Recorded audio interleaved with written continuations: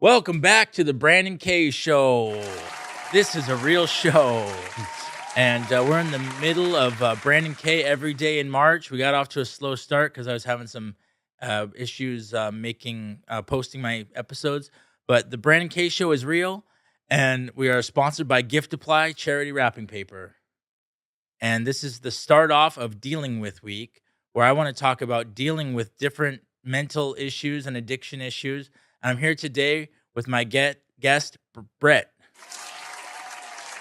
Hey, everybody. How you doing? With today being the topic of dealing with alcoholism and addiction. And Brett has his own podcast about alcoholism and addiction. That's right. That's right. Yes, I do a podcast called the Super Sober Podcast right here at the podcast place in Long Beach, California.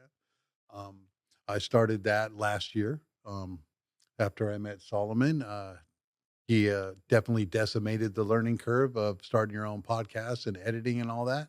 We don't have to worry about it. We can just hang here and be bros and talk addiction or whatever subject, right? So I'm Yeah. glad you got me on here, Brandon. Glad you're here doing the show. Do you have any other recovery podcasts, Solomon? Here at the I have other podcasts that mention recovery, but not recovery specifically. That's interesting. That's Yeah. very interesting. Yeah. Well, what made you want to start a recovery podcast? Well, one of my previous guests on there, Anthony B, told me that I needed to get a platform for a Hollywood screen script that I wrote called The Detox.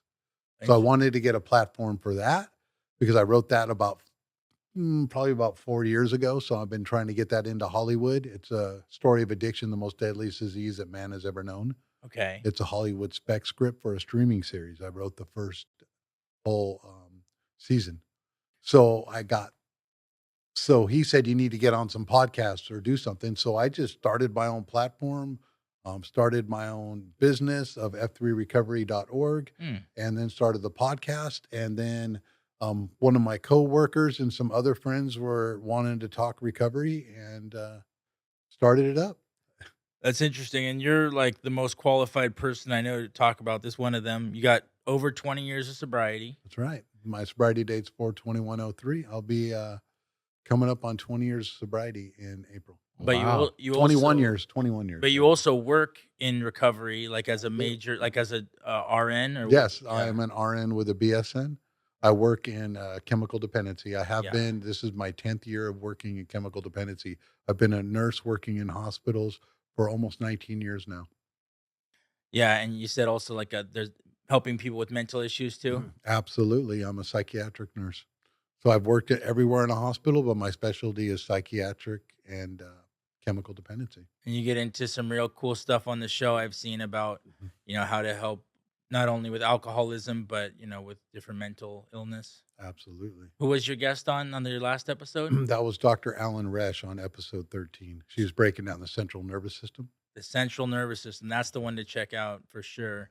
I mean, all of them are good. You started to get like actual experts in there now. Yeah. That's really cool. No, well, we've always the me and the co-hosts are experts. Yeah. So basically the other one, Rich J, is just got his RN and he's been working in treatment. And Jared is also a KDAC. He's a counselor in addiction treatment and also a paramedic. So it's always been a show full of professionals. I think almost basically every person on the show is a professional in their own right. I mean, of what they do for their profession or how they come at it. And definitely it's a teaching educational show. So Yeah, in the first episode of my show, we talked about addiction and acceptance, and I brought out the Narcan, and I said, people are dying every day of this disease, Right. and, go get some of this Narcan. This fentanyl is going to kill you. But what kind of stuff are you seeing come through the hospital these days? oh, it is so bad.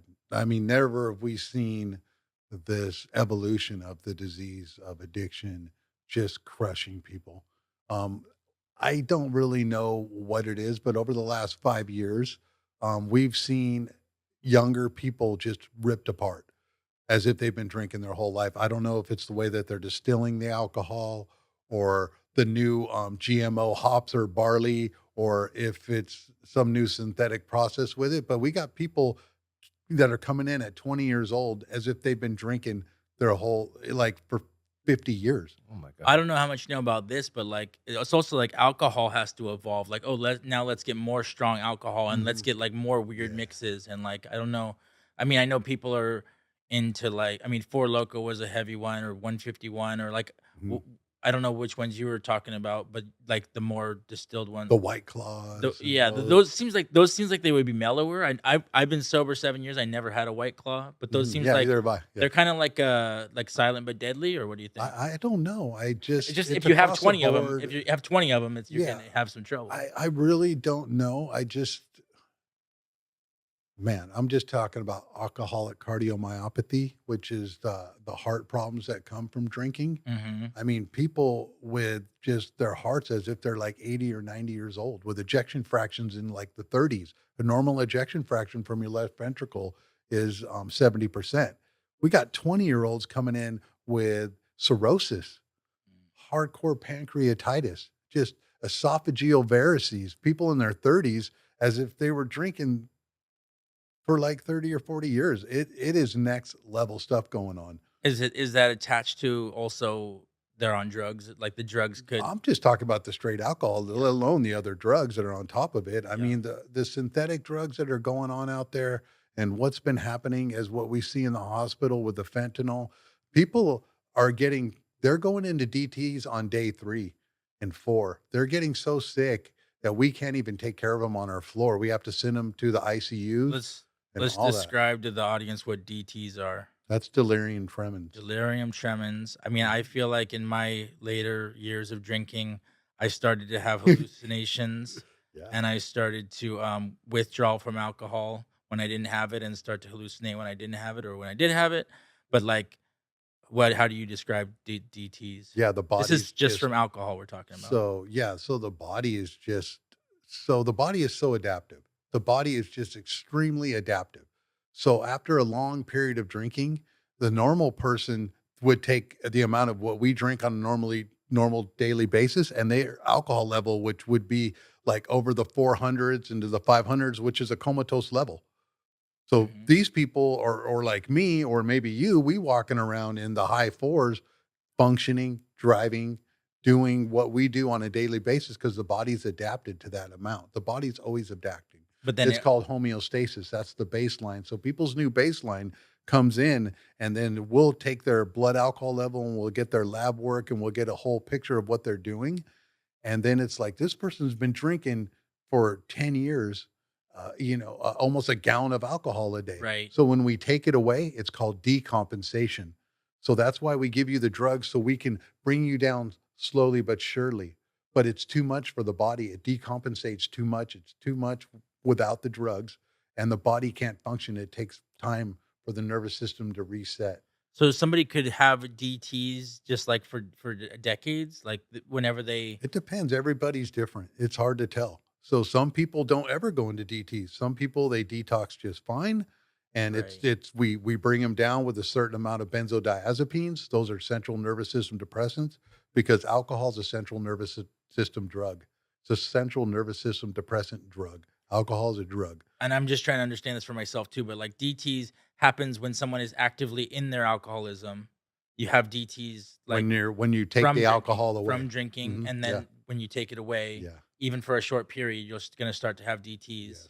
Yes. And then also when you finally cut off for the last time, you might have DTs for how long after you separate? Everybody's different. Right. Everybody's different. We call it the decompensation. I felt like it took a long time to flush it out of my system, like months or who knows. I was like my mind didn't feel right for a while, Right. or it's Right. like what do you like about alcoholism? When they talk about killing brain cells, like Mhm. is that true? Well, all the brain cells in it's called neuroplasticity, so the brain is very regenerative. And one of the most regenerative organs in the body is the liver, thank God for all of us drinkers out there, right? Like, hey, but to a certain point, things start getting scarred and damaged. So the alcohol is a very corrosive component. It's a liquid that is so corrosive and damaging. I mean, we can see it. You can light it on fire. You can. It's what they would say. Father Martin is the greatest solvent on earth, right? It dissolves your stomach. It can dissolve you. It can dissolve the table. It can dissolve your marriages. It can dissolve anything, That's crazy. Wow. right? I got just, but Brandon, I have a question for yeah, you actually. yeah, You mentioned when you were coming down or going through that, and you said yeah. it you weren't feeling yourself. What was that experience like going from being a functioning alcoholic to now being totally like sober and just not having any? Like, Yeah, I hear what was you. the worst part of that Well, for you? I mean, it was summer 2016, Hmm. and I was drinking. I was going out to the bars, to the line dance bars, and drinking out there, and then drinking at home, and drinking where I was basically starting to drink every single day. Mm, So, but then when I would even take a day off, I started to notice these psychosis kind of mhm. symptoms, and I even like told my friends like, "Did I get drugged last night?" Like I thought that something like serious was happening to me. And then even to the very last time I drank, um, I felt like in a psychosis hallucination, and then it was like Yeah, I had felt that before on drugs, but I had never felt that just from alcohol. right.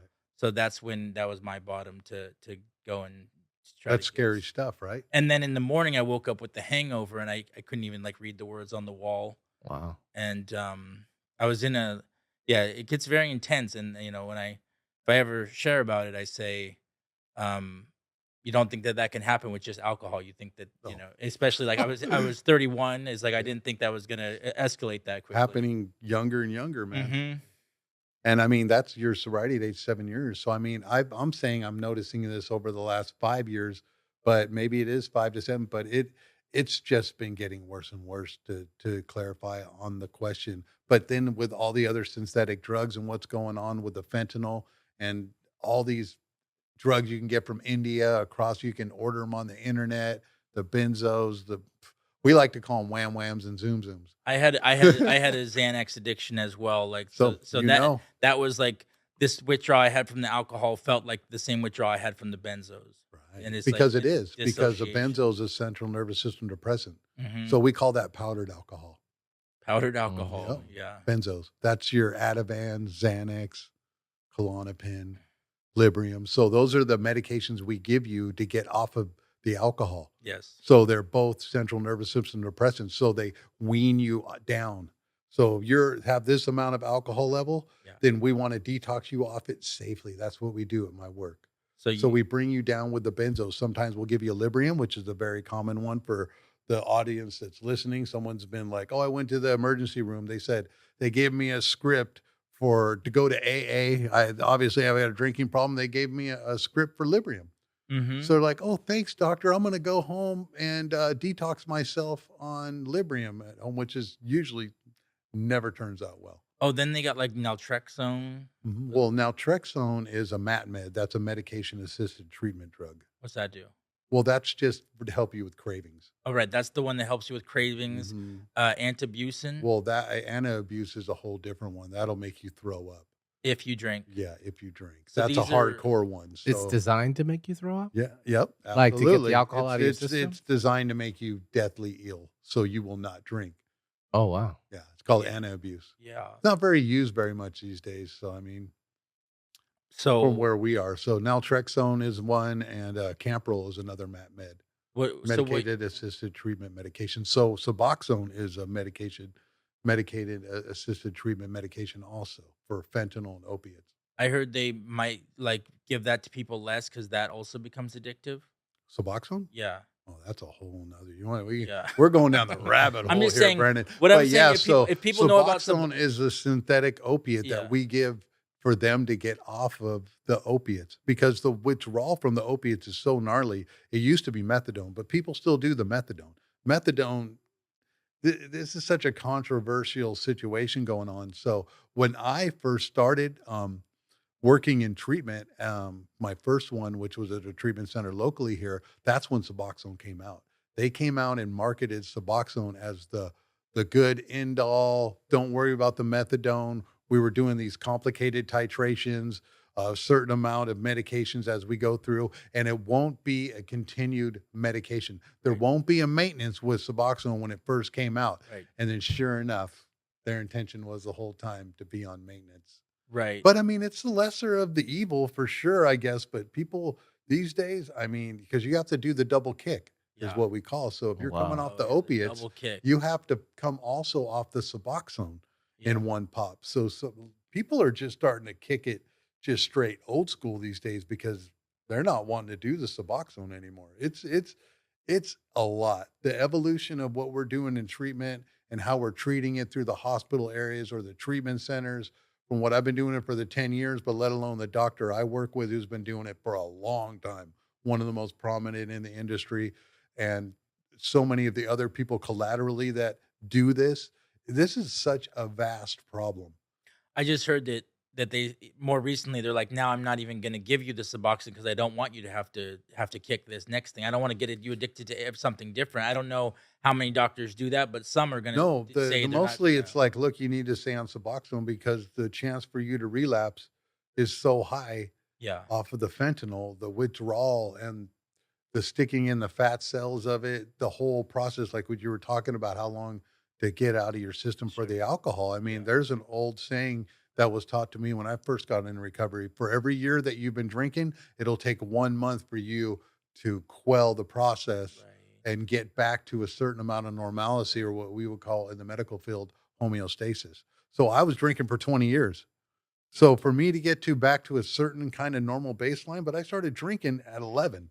Mm. So I never even got to a normal baseline. I was just out there for a long time. So to get back to a certain level, like they'll say in recovery, is 2 years is the magic point.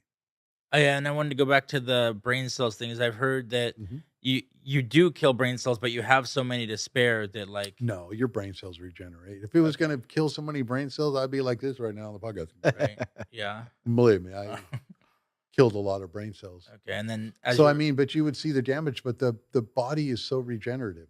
the body is regenerative, Absolutely. neuroplasticity. That's right. That means that The neurons that even fire together wire together, e- that kind of stuff, even right? if You you were had even doing like it with you were drinking 30 plus years, 40, 50 plus years, some people they can basically Mhm. heal their brain over time. Oh, they'll I've been doing this a long time, right? I've been working in hospitals taking care of addiction. So no matter where you're working in the hospital, whether your assignment is depending where you are, it's just a ratio. If you're in the ICU, you have 2 to 1 because your patients are a lot sicker. So, but if you're on med surge, so that's going to be 5 to 1. If you're on telemetry, it's going to be 4 to 1. But no matter where you are in the hospital, you're going to have an alcoholic or an addict patient. Mm. So then So, what you do is called detox we're chemical dependency. and like so they come in and they're like probably overdosed or are having a serious health problem. No, they're coming in and wanting to detox. Okay. So, I mean, they come Even if in, they yeah. call and they come in and they're like, look, I need help. Yeah.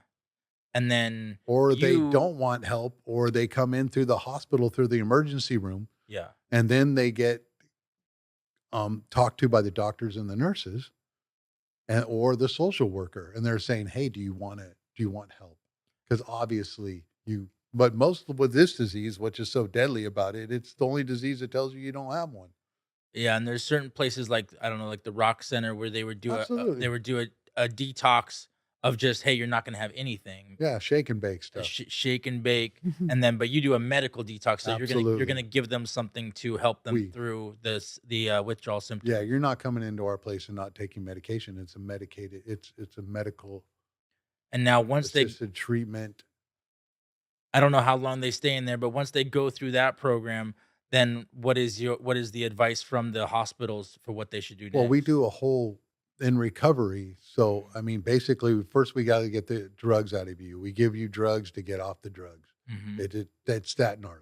Mm-hmm. Mm. So, I mean, the only two that you can die from when you're withdrawing are the benzos and the alcohol I've heard that. due to seizures. My two favorites. Yeah. So, I mean, you were on a double downer. You were Yeah. like slam, slam, bam, bam. There we go. So, some of the hardest detoxes we see are coming off the benzos. It is gnarly. And just so I understand, Brett, Hmm. the facility, is it an actual hospital or Yes, is it a we're in a treatment center hospital. attached to a hospital? We are in the hospital. Okay, and then when patients come, they stay there for Yes, that whole absolutely. treatment time? Hmm. What's the So average time someone stays there? Is it or up it to? depends on which drug it is, or how long, or how much the decompensation is Because then happens. there's gonna be aftercare, there's gonna be a sober living, there's gonna be Mhm. what Yeah, there's a whole I process. can Yeah. break down the whole process. Yeah, So, tell us. of all the Now's the time. diseases that you come into a hospital, no other disease has the longevity and treatment and, let's say, focal point as addiction does. So, when you come into the hospital, you can go through detox, and how long that takes is how long it takes. Average detox for alcohol is 3 to 5 days. But, I Wow. mean, you can be there for 10 days. I mean, learning how to walk again. You decompensate so bad you can't even Oh walk. my god, So the really? DTs, I mean, I've seen people digging into the walls looking for their cat. I mean, just people absolutely losing their mind. So Hallucinating. bad, they are so sick. So on our unit, we don't do IV medications for that. We just do IM shots, which are shots and PO medications and pills. Just If for they get safety, obviously, right? no, it's just then it would be a medical unit then. Oh, So it okay. would just we need they just don't have that. So, as far as hospitals with addiction treatment in it or detoxes, there's not many. In Orange County, there's only a couple. Okay. But So, you were they gonna even closed one of the major ones recently too. you were gonna So, but the average alcohol yeah, detox 3 to 5 3 days. to 5 days. Fentanyl and the opiates now, they can't even start Suboxone till day 3 to 5 now. Mhm. So, and then benzos can be just stretched out. So you go to your detox, and then we have a residential treatment, RTC. That's a Resident. 30-day program in-house where you live there. And then they're generally, like, learning life skills in there, Yep. and They're they call giving it them some time. programming, Mhm. and they're gonna be, like, taking classes, like, for, like, 4 to 5 hours a day. Yep. All day. And, I met a lot of people Yeah. who are in these what's it called? Yep. Treatment centers. Residential treatment centers, and, I don't know, um, what kind of recovery rate they have, but they're obviously Mhm. teaching people how to stay sober too. Absolutely. Give them the coping skills. They use all the different treatment modalities. They have a psychiatrist at those places, and they'll look at the whole thing because what they call dual diagnosis. You're coming in, you'll only have the disease of addiction, but usually coupled with that, you have anxiety, depression, bipolar, borderline personalities, all these different blanketed mental health issues that come along with it. So you Probably get what to started the alcoholism in the first place, right? all types of just no coping skills ever taught to them, hereditary damage, flipping all just the whole entanglement of the process that they've been drugging usually is just it's a lot. But the Mhm. whole treatment team is there. So you have the psychiatrist, we have nurse practitioners, registered nurses, counselors, Physical everything. therapist too, probably? Well, the physical therapists come in. Yes, they If they do. have to relearn how to Oh, walk, stuff like all the that. time. Oh my gosh. We have them there on front wheel walkers, just working on it all day. They come down and sometimes they're just so sick and they don't come back quick enough. They might have to go to a skilled nursing facility. So Mm, everything gets placed. Yeah. So where I work, they do all of that. And then after the 30-day residential treatment program, they can go into outpatient. And that's Outpatient. where they go home and they can, sleep at night wherever it is Yeah. or a sober living, Yeah. hopefully a sober living. Yeah. And that goes into different phases where it's PHP. So that's 5 days a week. Right. And then you go into your sober living or you go home to your family and then you come and do treatment and learn more, Yeah, it's like more programming, more more classes. I accountability. actually I went to what's it Mhm. called? IOP Yeah, because that's it was good. I had been sober a year, but I was having mental issues, Good for and you. my therapist recommended IOP, and so I got to learn the skills there, and they taught me about how to coping skills. Yeah, that's good. Yeah. See, I mean, you can jump in at any phase of this. A lot of the people sometimes do their detox at home and then go to the residential treatment, Yeah. or the first time, and depending how many times you've done it, for the first time, a lot of them don't do residential treatment first. They'll go to IOP or PHP, depending on what It's some people, a lot of people got to work. it's a mix of people at the IOP that I was at, but Hmm. they're not all just drug addicts. They could be people with different mental issues as Yeah. well. So IOP is just a place to kind of learn things. Yep. That's intensive outpatient. And Hmm. PHP is partial hospitalization program. Right. So it tapers down, sort of just like how we taper you when you're coming off of the drugs and what we do in the detox. So the whole treatment program is there where I work, and so many different treatment programs out there. There's um, Orange County, where well, we're in LA County right now, but this whole area, Southern California, is the recovery hub of the world. And then after residential or IOP, then you might end up in like a sober living. Mhm. Sober livings can be tricky because they're not always well regulated about Right, keeping drugs and alcohol out of them unless they're very strict. right, right. So, I lived in a sober living for 2 years, saved Mm-hmm. my life. Mm. So I'm a part of this whole process. You know, Mm-hmm. I did drug court. I've done 90-day program. The last one I went to was one where I was able to really work on myself for 90 days. It was a low bottom indigent one called St. John of God in Victorville. Changed my life. Moved from there. Moved into his house, sober living and treatment centers out there in Upland Mm-hmm. in the IE. Glenn S. is the owner of that, a good friend of mine still to this day, 21 years later. Yeah. Wasn't he on Um, the show? he was. Yeah, I Yeah, saw he him. was on episode number 12. Yep. So, he's gonna be back. He's out there, he's doing it.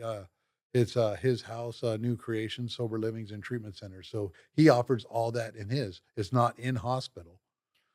Well, I'm gonna assume because you know the guy and everything that Mhm. when you were in sober living, you didn't have people kind of relapsing all the Oh, time. absolutely. Oh, yeah. Yeah, Oh, yeah. it's tricky. It's on and cracking. Yeah. But, I mean, that's just a part of the nature of the beast. So, I Mm-hmm. mean, you name it, I've seen that.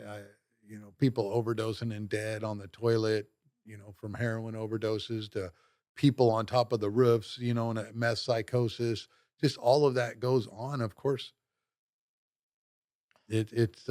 but I mean, there's a lot of good sober living, a lot of good treatment centers out there, Sure. and people taking it serious. So, And then like it can turn into a cycle where you would just end up in like treatment your whole life. But I mean, yeah, that's kind of where 12-step programs come in. Either you can right. just go off and try to do your own thing, or or or you can, get into a 12-step program where you try to Yeah. meet up every once in a while. Yeah, where the real recovery is happening, where the people are staying accountable. What do you do after you've done your 90 days? If insurance pays for your full 90 days, which they do less and less depending on what insurance companies, and that's a whole nother can of worms. But so, I mean, where's your accountability to change? So you're done with your detox, your residential treatment. Life's good. I got these new coping skills. You go to PHP and IOP, and then all of a sudden, you don't have any accountability. So that's why they're plugging the 12-step programs, staying accountable so you can go and meet new friends and get new habits and new coping skills.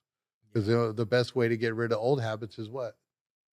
Getting new Replace habits. them Yeah. with a Yeah. couple new positive habits. Yeah, Yeah. that's right. And that's what, a lot of your show is doing. I mean, of what you do, you get out there and your real world stuff, you doing the burpee program, you're Yeah. just getting real with people and meeting them right there Getting at where real. they're at. And that's what we're doing on the podcast. So, I mean, Yeah, no, I mean, just getting real with it. it's there's so much positive stuff to do, and I mean, if you're a real addict like me, you're going to your mind's going to tell you like, oh, why would I do that? Why would I have a podcast? Why would I go exercise? Like, I just want to go get fucked up all day. Yeah, of course. So like, and then someone will tell you, go replace your negative habits with positive habits, and you just can't even imagine your life without the negative addictions. Right. It's a tough one to get over. But I mean, there's a magic point at the 90 days. 90 There's days. the 90 days of true accountability. Okay. Your chances of sobriety go way up. That's why it's not just some hocus pocus or whatever. There's a science behind all of it. I mean, you're in a hospital where we're at. It's not just some like, oh, well, hopefully you do this and all. This is a design process. Yeah. I mean, AA has been kicking ass since 35. And Right. then there was other programs that would predated that. Right. And then NA came out, and then all these other 12 steps work on changing and making you accountable and coming together with a community and a group and like-minded people, especially with this disease, because this disease, man, this one is just next level stuff because it attacks mind, body, and spirit. So when you got sober 20 plus years ago, Mhm. at what point did you say you wanted to work in recovery? Oh, it wasn't about, well, after I got my RN, so I first started off as a licensed vocational nurse. So, the treatment center that I work at now, they only have RNs that work there. So as soon as I got my RN, then they said they would hire me, and I went there, and that's what they did. Mhm. So I could have worked in other treatment centers and stuff, but I was already working in a hospital as a float nurse. Right. So Mhm. but like you made the choice to become a nurse after you got sober, right? That's right. Yeah, hmm that's really cool. After 2 years of sobriety, I needed a career. Mm. So, Did you try like little get well jobs and stuff, yeah, like I was selling cars. selling cars? Yeah, for a couple of years, and then I've done various other little jobs. But mostly, my whole job from 15 on was full addiction Your job was to addiction? 32. Yeah, Yeah. yeah, 30, helping others get 32. Hey, loaded. 31, 32. Yeah, Yeah, I there got you go. sober at 32. I got sober at 31. Yeah. That's awesome. So, yeah, there's something magic about for us dudes, that Yeah. my 20 nephew's 20s are working over. on sobriety right now too. He just got out of a treatment center. Shout out to him, man. Love you, brother. And keep on keeping on with that. I And guess so many people doing it these days. People are really diving in and working on changing their lives, especially in my family and my wife's family. yeah, there's something in my head because I tried to get sober at 23 just because it was so bad. But I think there's something in my head that was like, okay, 20s is kind of the time to party, and then when you're 30, you got to be an adult. Yeah, there's some about it around that 30, 32 spot or 30 to 35 that us guys just calm down a little bit and then start taking things a little different. But yeah, my process of getting sober, it finally just clicked. So I had a spiritual awakening up in that treatment center. I knew I was going to stay sober the rest of my life. Yeah. Yes, What was? Can you describe kind of what? my spiritual Yeah, awakening. yeah, yeah. Let's So hear about it. yeah, I was up there and I accepted Jesus into my heart. Oh, really? Yep. Okay. Because they were getting people off the treatment center to go to a church because it was a non-denominational, and people were accepting Jesus into their heart. I did that. I said the prayer and everything, and I felt like I was 50 pounds lighter, Mm. like almost immediately. Yeah. Well, And I I was different. There's something happened. It finally clicked, and then I was like, I'm gonna do whatever it takes. I'm gonna do whatever it takes because I was on my last opportunity. I don't know what happened on that process when I did it, but everything's been completely different since then. It's not really been a struggle. I've been willing to put in the effort, and I've been a changed man. I believe it. I And believe I'm it. not like a holer roller or anything like that, or go to church or anything, but something happened, and then now I stay on that spiritual pathway. What was your spiritual state even like a year before you came to Jesus? Were you? Did you believe in Jesus already, or did Nope, you atheist or no, agnostic? pretty much just believed in something out there, and but I didn't believe what it basically organized stuff. Mm. So yeah. Did you have a bad? So I was like, no, I just never, You never looked my into religious upbringing coming up was if your grandmother asks if you believe in God, just tell her yes. it. Right. Yeah. Okay. Mhm. Right. Just to So my avoid questioning. mentor, yeah. So that was it. So my parents weren't religious or didn't ever go to church. I went to church with some other friends of the family a couple times, but no, I was never had any kind of spiritual or we're more like a teaching family, more cerebral, more science based.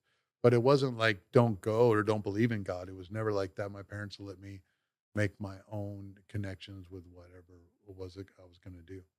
I'll share my story a little bit. Is that Cool. when I was getting sober, trying to get sober, I was a total atheist, and yeah, it was just like I just was so desperate that I even avoided, getting help from therapists, from 12-step Mhm. programs, all those different years.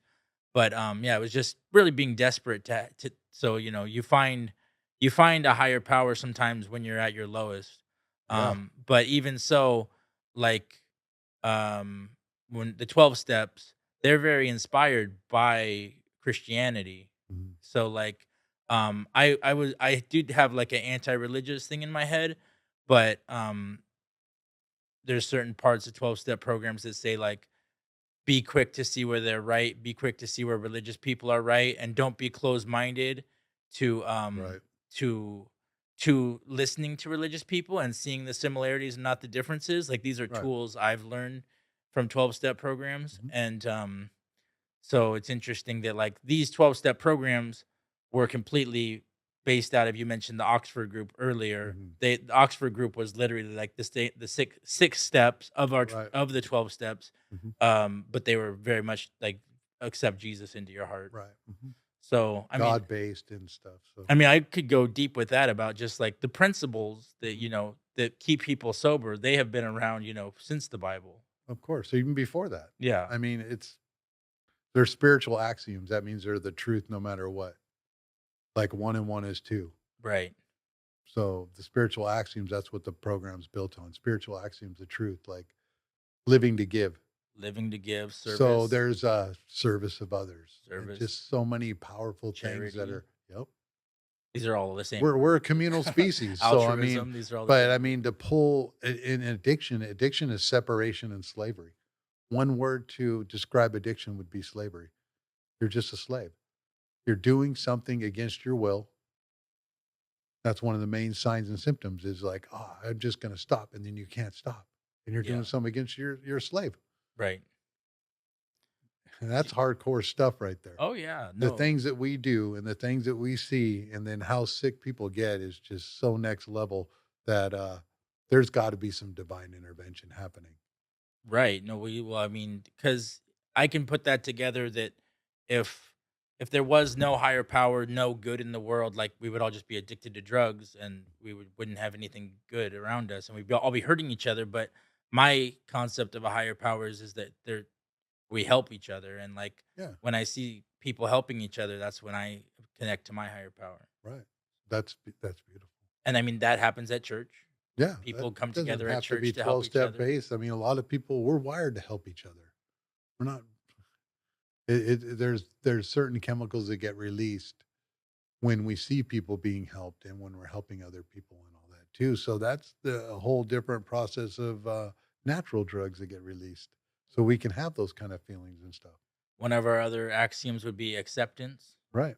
Like, what's your experience with acceptance? Well, when I read 417 paragraph 2, that liberated me, Of the blew big me book, away. the AA Acceptance, that whole reading right there from acceptance was the Dr. answer Paul. to all our problems. Yes, that saved my life.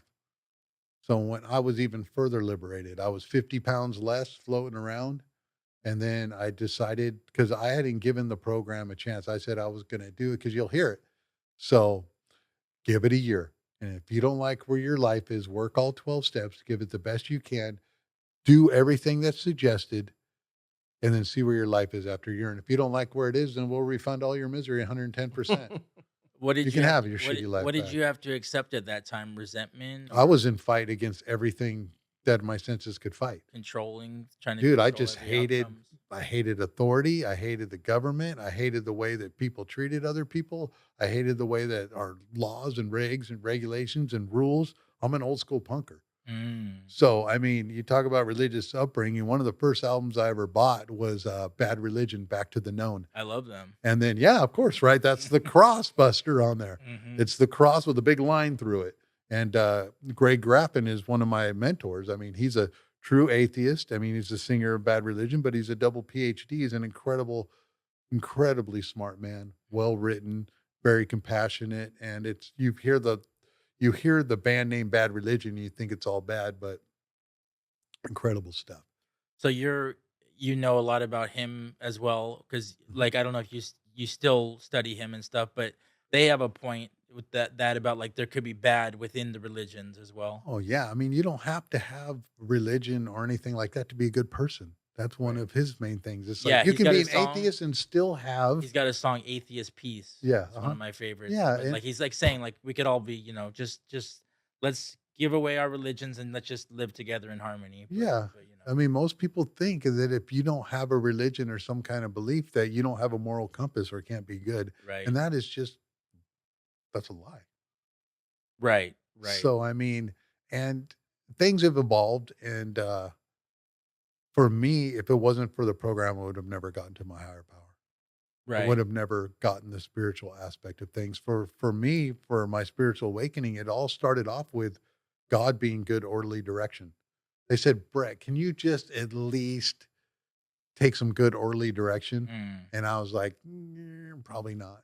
Yeah, like what would that look like? What would that look like early on? What would good orderly direction? Good, orderly direction was like take the next indicated step, Go to a go into meeting, sober living.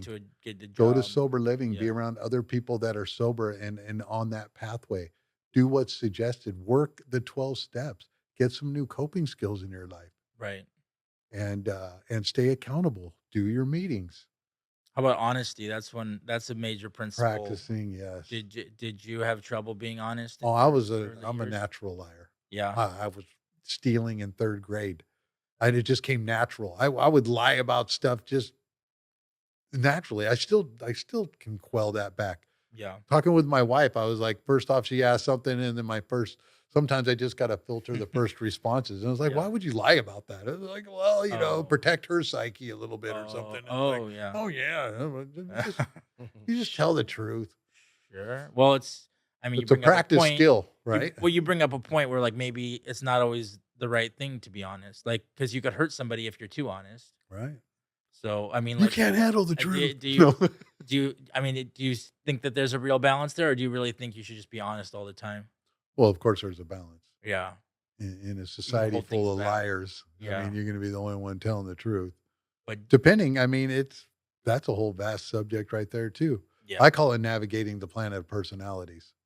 So, okay. of course, some people can't handle the truth. Some people you need to delicately talk with them, and then some people you can't even have this conversation with them Because because they aren't adaptable or have the open mind to have such a conversation about the about whatever subject it may be. right. Well, yeah. I mean, So I that's go into work and I work with an incredible amount of smart people and all that stuff. So certain people you can say certain things to, other people you can be candid and jovial, other people are tight and rigid.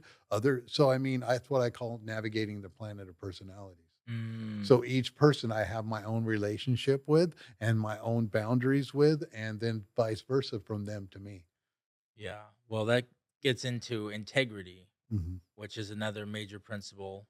Right. And that's like being your same self around different people. But you're saying navigating, so it's just interesting. Like the true Brett has to remain intact, but then like you treat different people different ways. I would assume, Of course. yeah. But you can't change who you are to fit who they are. Well, yeah, I can. Yeah. Yeah, I do it. Uh-huh. I'm a registered nurse. Yeah. So, I mean, I have to adapt to whatever patient I'm taking care of, Right. um, doctors' tendencies and personalities, rigidity, in the process of policy and procedures, how things are done.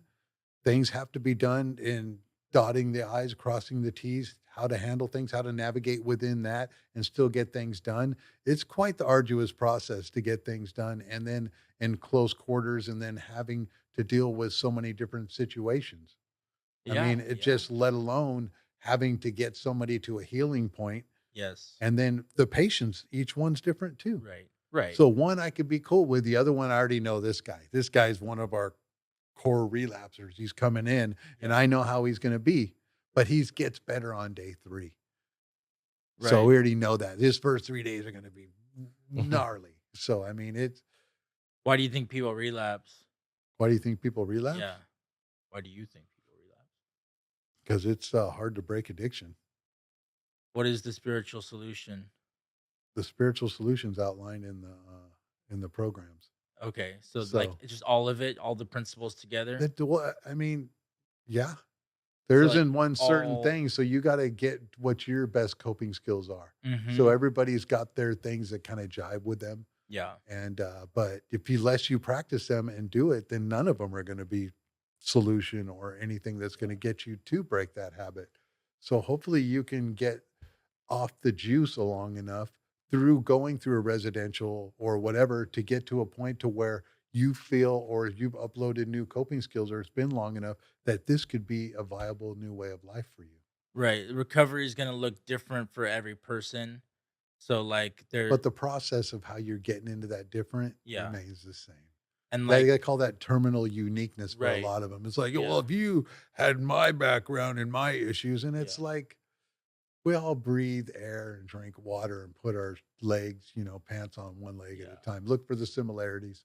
Not the differences. But I was gonna just say like, um, what was I saying? No. Oh, like you were saying, like you're gonna find different things that help you. Like so you're gonna to relate to certain things that you hear in recovery, whether at the hospital, at the IOP, at the 12-step meetings, you're gonna Mhm. hear something that really helps you and keeps you sober, and, like, Yeah, maybe you're gonna find Jesus, maybe you're gonna relate to service, maybe you're going to, relate to acceptance. You're gonna find certain things that help you more than other things, absolutely. but, so it is kinda different for everybody, but, it's a really a powerhouse, this recovery, because it's Yeah, all of us coming together and sharing our wisdom and knowledge as, like, a group conscience to, like, share to absolutely. help. Because then when you have a million people, somebody has been through what you've been through, and they can talk to you directly about, "Here is how I got out of this situation." Yeah, exactly. There's nothing unique about any addict that's coming in that we don't have 10 solutions for. We're a solution-based program. Solution-based Oh, program. yeah. You can tell us about your problems, but I mean, in anything in the hospital when they come in, it's, we got a solution for all your ailments and a lot of different things. And then if you need to take a deeper dive than what's needed to be in the hospital, then they also have that too. So, I mean, the hospital's not gonna teach you how to meditate and pray. Right. It's not gonna teach you how to use your nervous system better and all that. But there are many other different healing and treatment modalities, and the program will be the first one to say, "Hey, we don't have a monopoly on recovery. You need extra help? There's plenty of extra help. Go Sure. get it. Don't be afraid." It's interesting that, yeah, the Big Book of Alcoholics Anonymous was written in 1937, Mhm.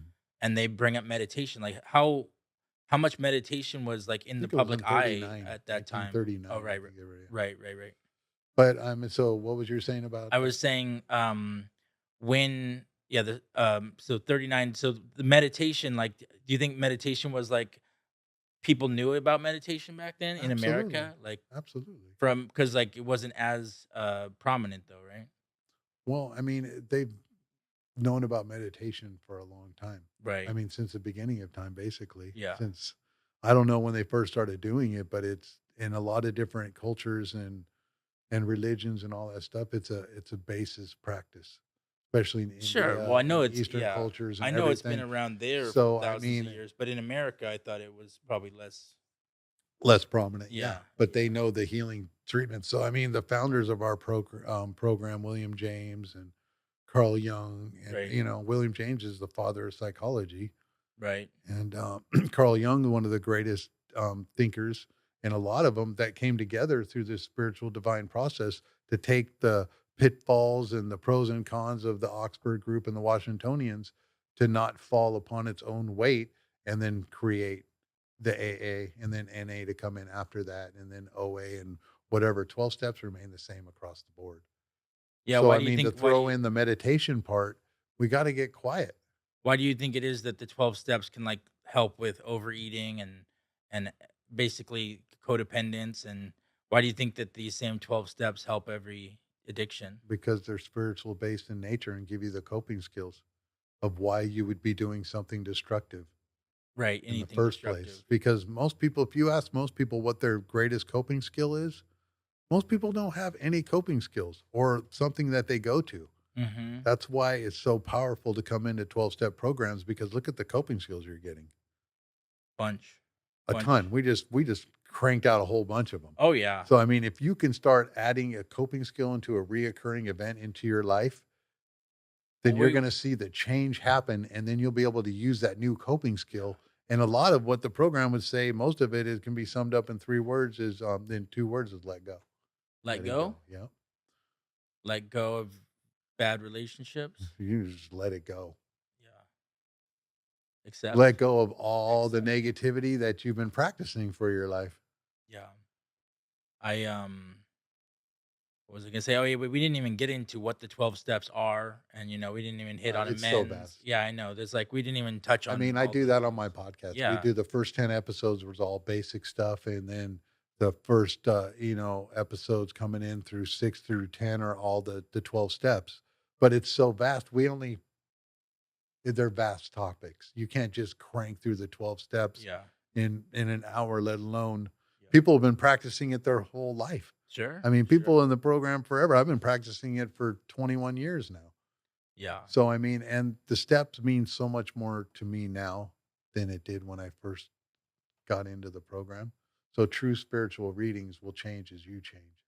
So I got three final questions. Let's go. One, let me try to remember them. One was what helped you the most kind of early on to get sober? Mhm. What go ahead and answer it, Okay. like a What tool helped or me yeah. most was staying accountable to the change at the time. The sober living, Mm, the treatment center, the 90-day program, accountability would and be just trusting the process. accountability. Yep. But staying in that sober living for 2 years. I Yeah. had a safe place to go every day.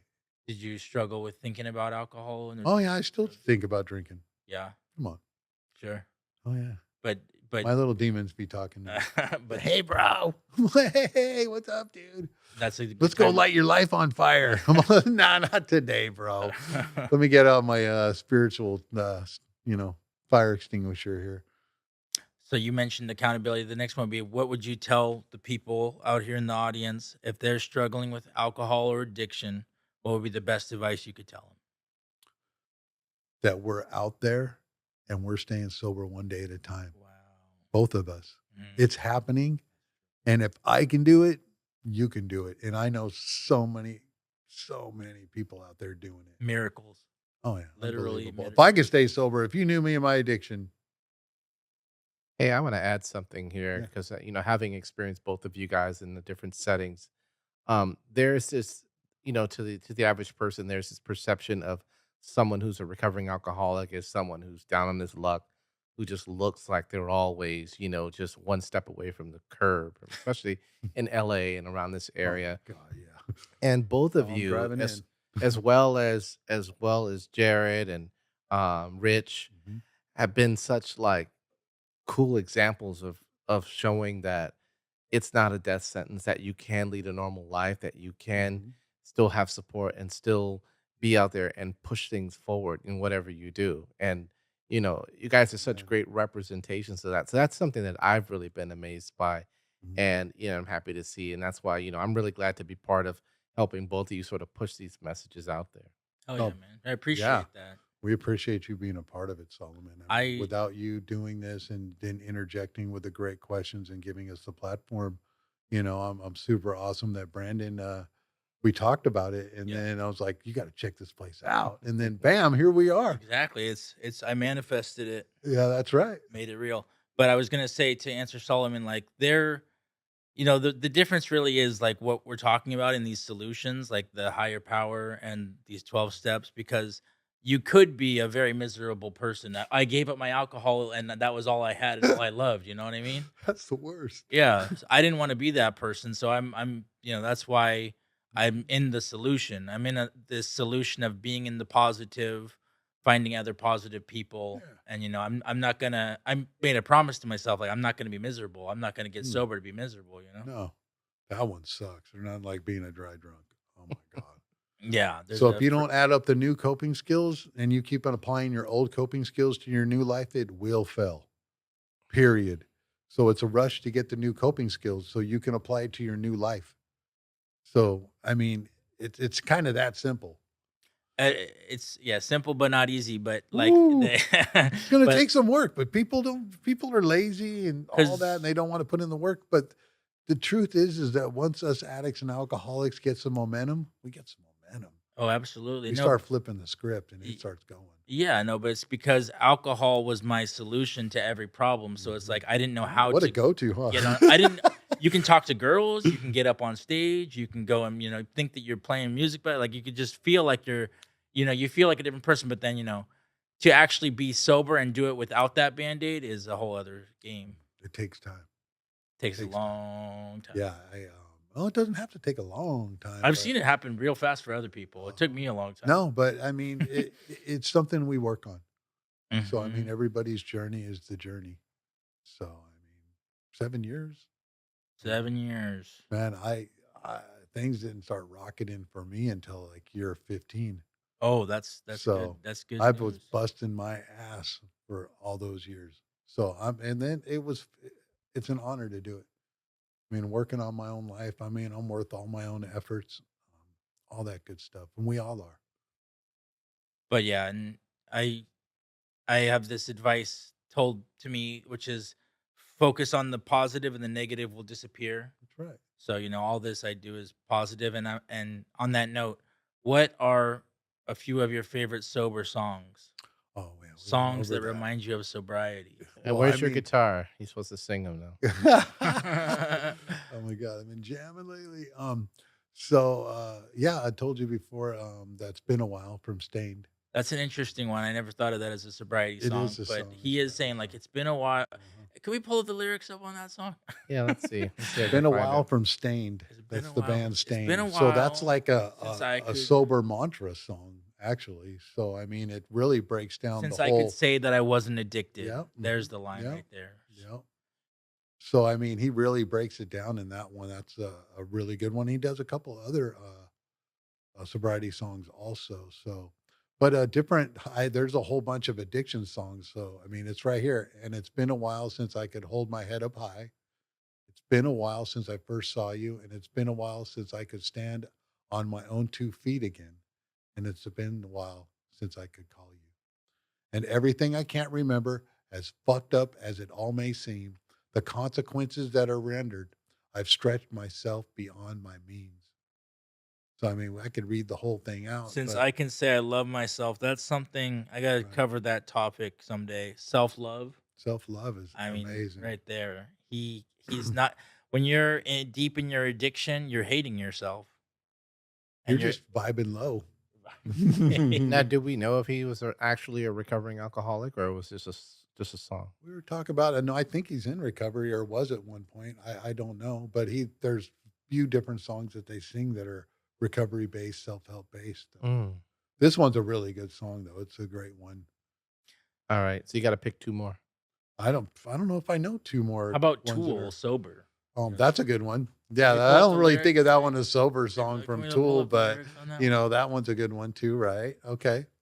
I just know I have a lot of addiction songs that I still like and listen to and stuff too. Mm. So, I mean, like drinking and driving from Black Flag, that one's, I still crank that one and drive, but that one's like kind of anti drinking and driving. So, Yeah, and then the artist who made this song made an oh, album, The 13th Step, which was oh, a really? whole album, and he kind of mentioned a couple things about recovery in there. Okay. Yeah, That was Maynard, right? that was with Singer. Perfect Circle, his other Okay. band. Yeah. Yeah, but you can go deep with. I mean, the main line there is, "Why can't we not be sober? I just want to start this over." That's one I think about. But Oh, there it is. Yeah. And Why why can't we can't drink we forever? drink forever? I just want to start this over.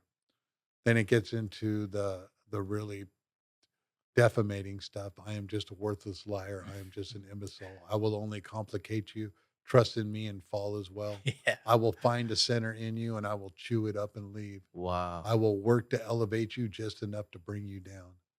Mm. That was a really good one. I love I mean, who doesn't like Tool if you're into rock? I mean, I love the guitar work and the bass lines and the voice and all that stuff too.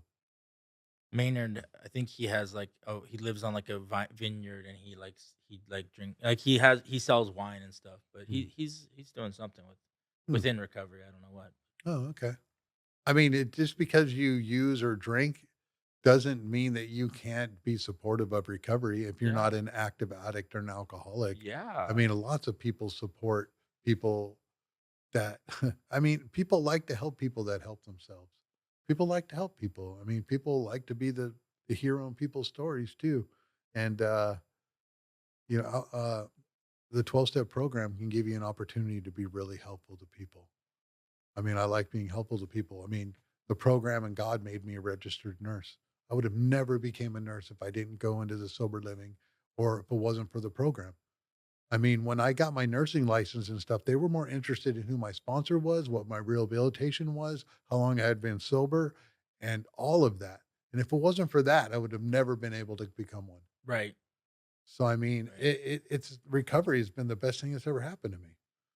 Well, that's good advice, and that's a good note. You've been a major inspiration to me, Brett. I hope that we said something here today that can help someone turn their life around. That's what it's all about, is getting out of the dark place, trying to get into recovery. But you could also check out Brett C on the Super Sober podcast. That's right. Super awesome. Yeah, we're on all platforms. Check it out. You're an inspiration. Thanks, brother. So are you. I wouldn't be here at this studio without you. Oh, amen, man. And we want to thank Solomon also. Of course. Thank No you problem. for all the great questions today. This was a really good discussion, and this is going to be dealing with week, and I'm going to talk about dealing with anxiety, dealing with Mm. identity, dealing with Ooh. grief. We got You crank down the whole alphabet with all that I thought of some stuff. good ones. Yeah. Dealing with suicidal thoughts. I'm trying to Ooh. get someone in on the StreamYard to talk to me about suicidal thoughts. Oh, yeah. So there's so much to talk about with mental health, but this is a great start. And go like and subscribe if you heard something good That's here. right. Go check out the Super Sober podcast and have a nice day.